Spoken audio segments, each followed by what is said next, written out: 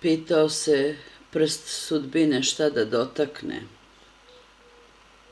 a onda je video njega i dotakao moje srce. Samo za vaše oči, dragi.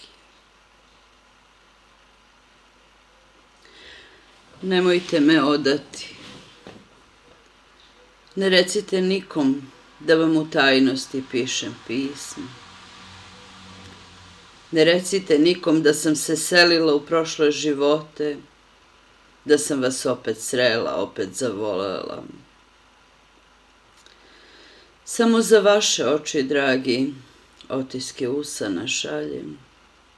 Samo za vaše srce, dragi, uvelu ružu trunim, kao što mi duša od ljubavi, od pritiska, krca, puca. Taj kamen me steže, stena na kojoj vi prekrštate noge i cigar svoj palite svakog jutra.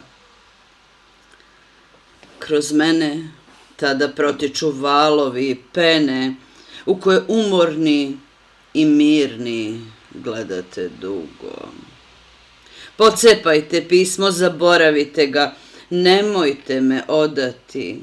Nisam smela, nisam htela, ali me je duša tu dovela u taj život gde vas ne gledam samo, nego i ljubim. U taj život gde mirišem vaše košulje i sahranjuju me s njima nakon što vas prerano gubim. Ćutite, ćutite, ćutati se danas mora.